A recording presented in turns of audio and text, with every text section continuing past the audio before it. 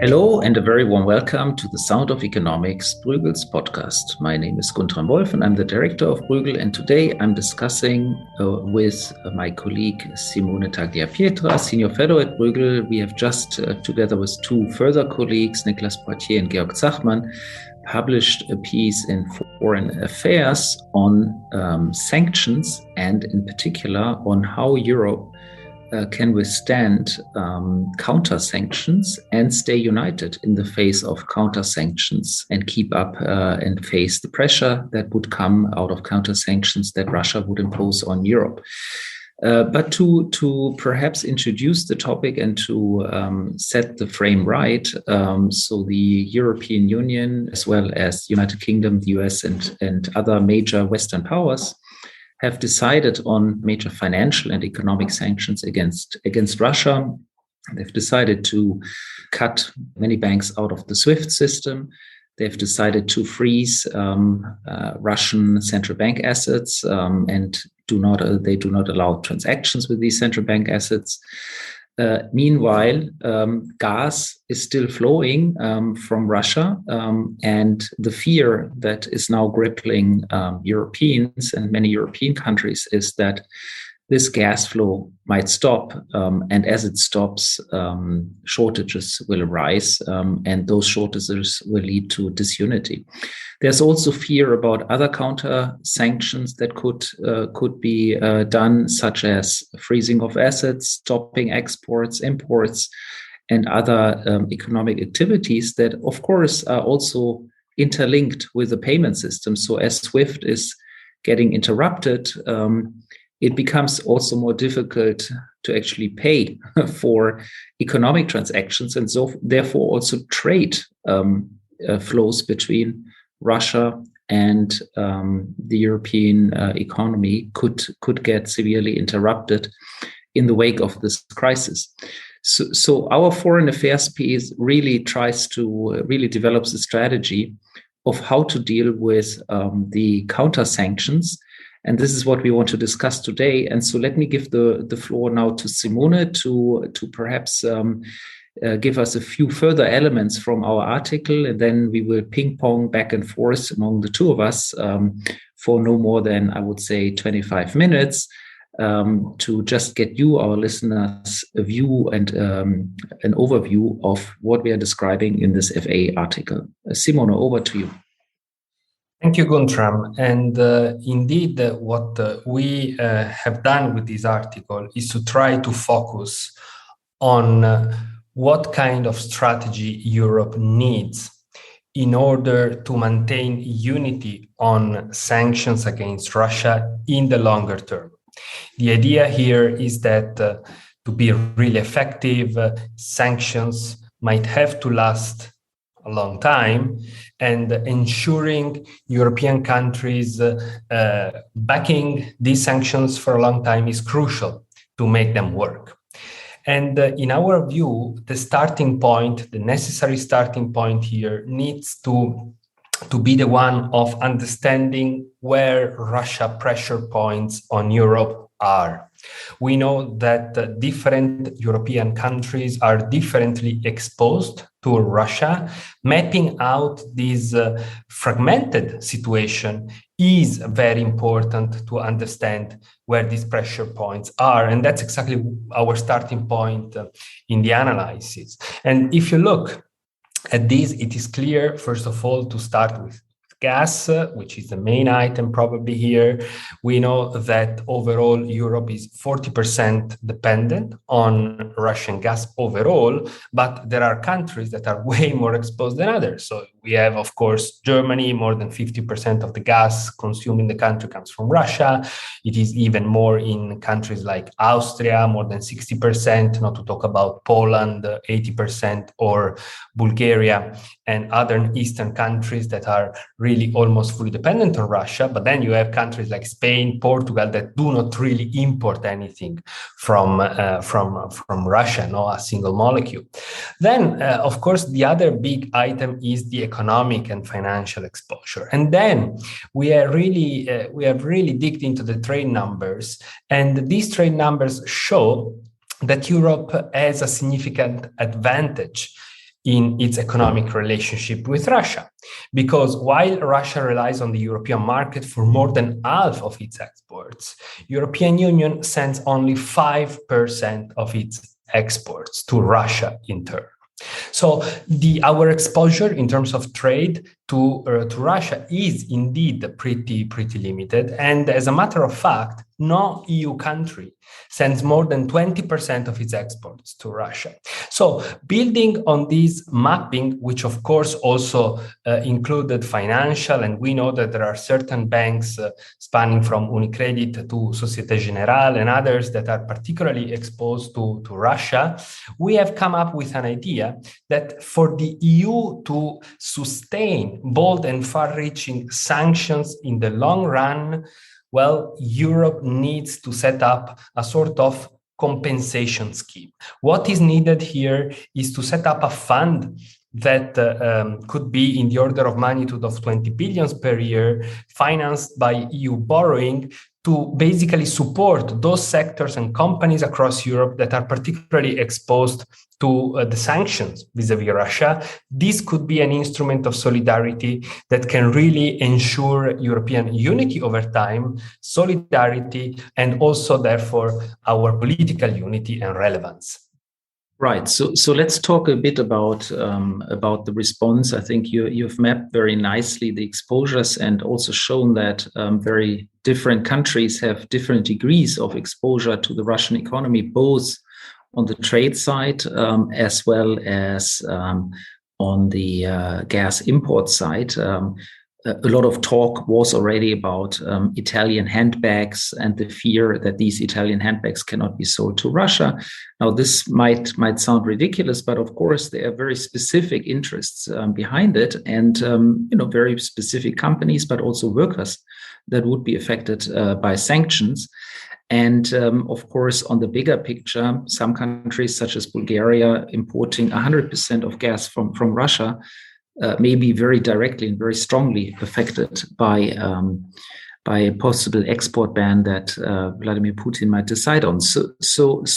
I think our strategy really has these two major legs. I mean, the first big leg is about ensuring physical solidarity, so to speak, meaning the ones that have gas need to be ready to share that gas with the ones that do not have gas. And that requires political will, because if you sit on full gas capacity reserves and the winter is coming, it is really quite an exercise of solidarity to reduce your own consumption so that others can keep their consumption up and don't have to reduce it to 0%. So this is, I think, the first really important act of solidarity. And we are showing, for example, that the Netherlands and France and others, they will have more gas available than some Eastern European countries. And so an important part of the solidarity that will be needed to sustain the unity will be about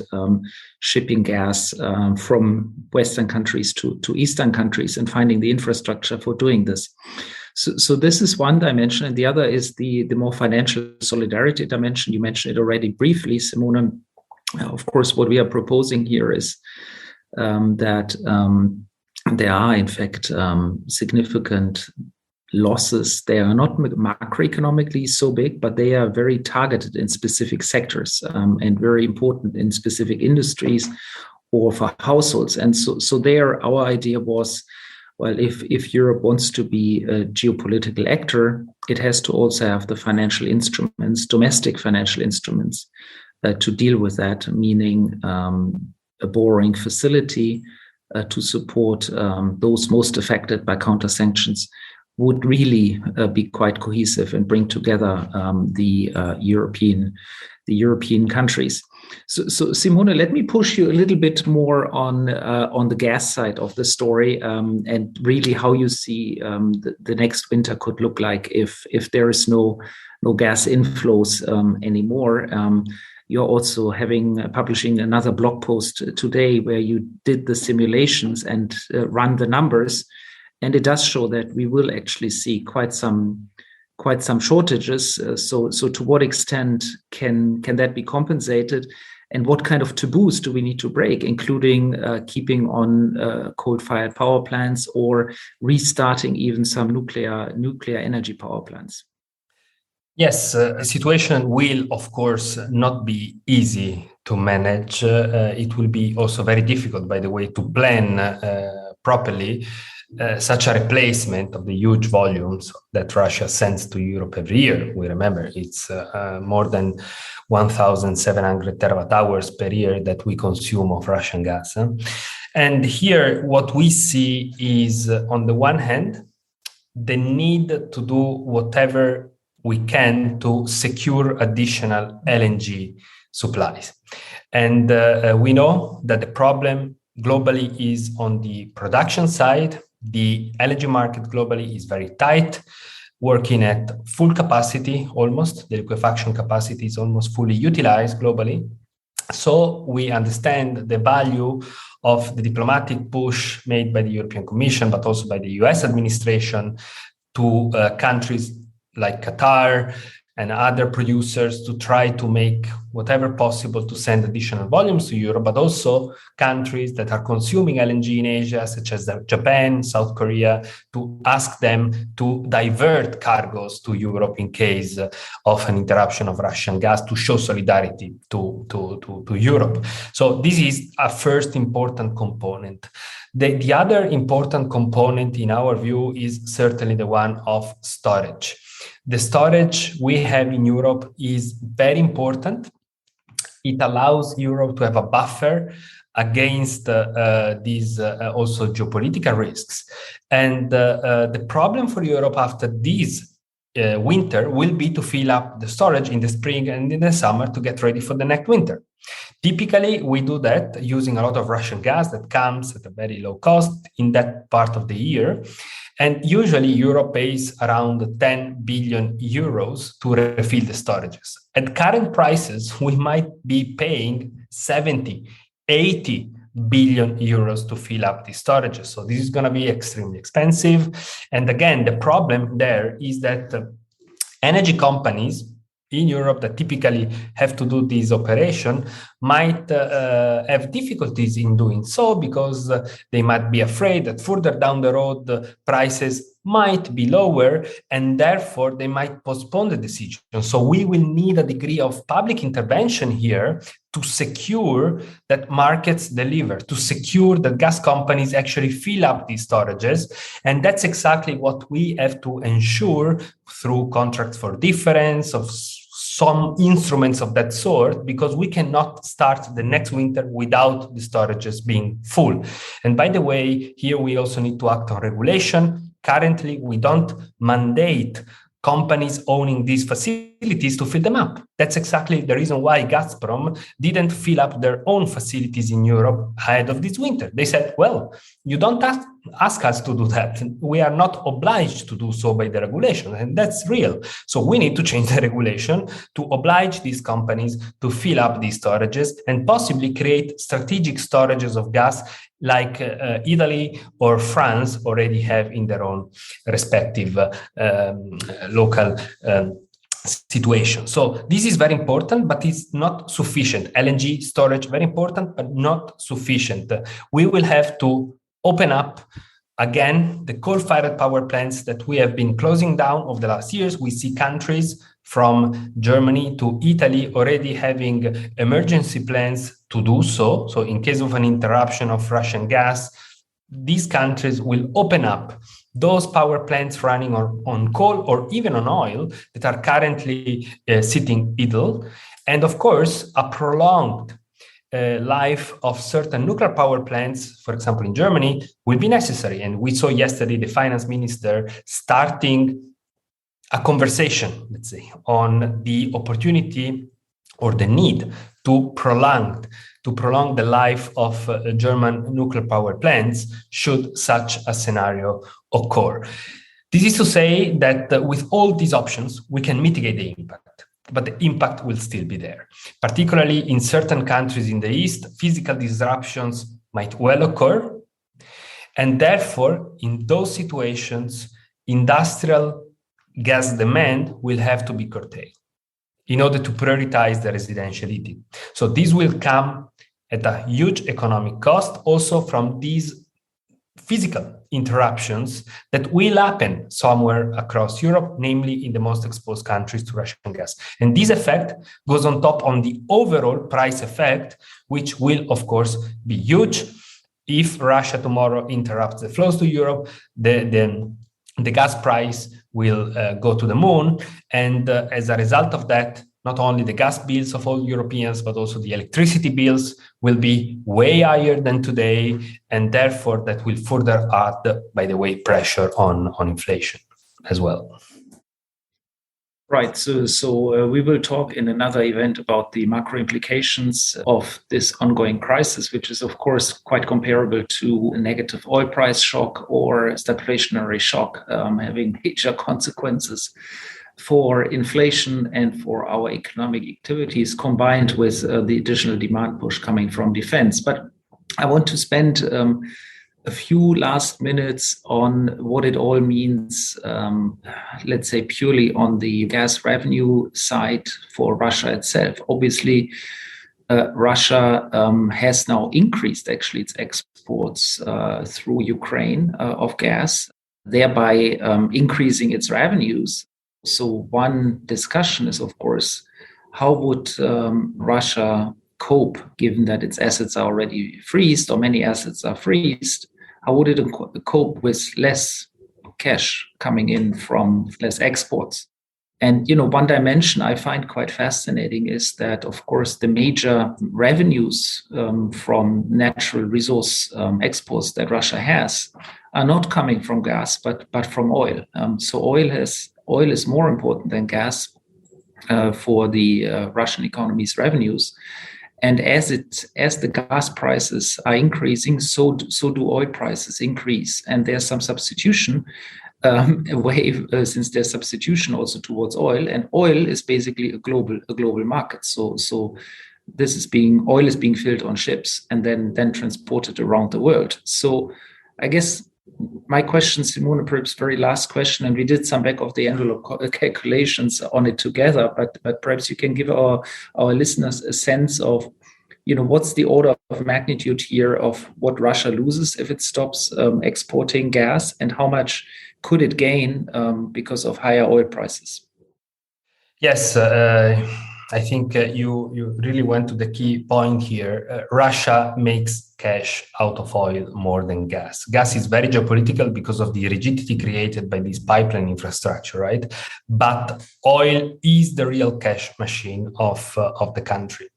And if we did indeed certain calculations, if we look at the volumes that traditionally Russia has been sending to Europe in a typical months of March and April, and we of course adjust for the lower volumes that they have been sending this year, well, Russia would miss over the next 2 months something like 20 billion euros in revenues from an eventual interruption of gas supplies to Europe. But they could easily compensate this by higher revenues on oil, because if just there is, let's say, a $20 per barrel increase in the price of oil, which is not to be dismissed in such a worst scenario, then they could already with that increase in the oil price basically compensate half of the lost revenues